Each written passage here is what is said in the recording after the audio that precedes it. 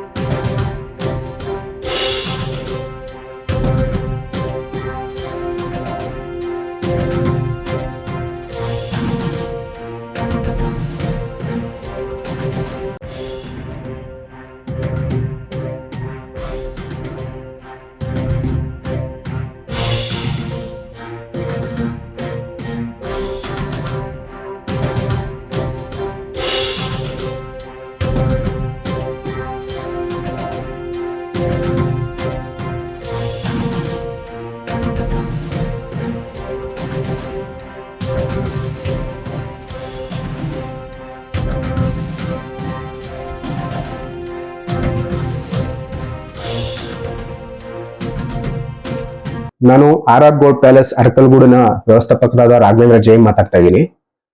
ದಿನಾಂಕ 11/7/2024 ಮಧ್ಯಾಹ್ನ ಸುಮಾರು 2:45 ಸಮಯದಲ್ಲಿ 4 ಜನ ಬುರ್ಕಾದಾರಿಗಳು ನಮ್ಮ ಆರ್ಆರ್ ಗೋಲ್ಡ್ ಪ್ಯಾಲೇಸ್ ಅರಕಲಗೂಡಿಗೆ ಚಿನ್ನ ಖರೀದಿಸುವ ನೆಪದಲ್ಲಿ ಬಂದಿರ್ತಾರೆ. ಈ ಸಂದರ್ಭದಲ್ಲಿ ನಮ್ಮ ಸೇಲ್ಸ್ ಮ್ಯಾನ್ ಕಣ್ ತಪ್ಪಿಸಿ ಒಂದು ಬೃಹತ್ ಕಳ್ಳತನ ಮಾಡಿರ್ತಾರೆ. ಈ ಸಂದರ್ಭದಲ್ಲಿ ಈ ಒಂದು 4 ಜನರು ಬುರ್ಕಾ ಧರಿಸಿ ನಮ್ಮ ಆರ್ಆರ್ ಗೋಲ್ಡ್ ಪ್ಯಾಲೇಸ್ ಅರಕಲಗೂಡಿಗೆ ಬಂದಿರ್ತಾರೆ.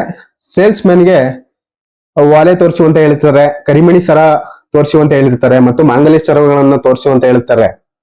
ಆ ಸಂದರ್ಭದಲ್ಲಿ ಅವರು ತೋರಿಸುವಂತ ಸಂದರ್ಭದಲ್ಲಿ ನಮ್ಮ ಸೇಲ್ಸ್ ಮ್ಯಾನ್ ನ ಕಣ್ಣು ತಪ್ಪಿಸಿ ಒಟ್ಟು 94 ಗ್ರಾಂ 715 ಮಿಲಿ ಗ್ರಾಂ ಚಿನ್ನಾಭರಣಗಳನ್ನು ಸುಮಾರು 6,91,323 ರೂಗಳ ಒಂದು ಬೃಹತ್ ಕಳ್ಳತನದವನ್ನು ಮಾಡಿರ್ತಾರೆ.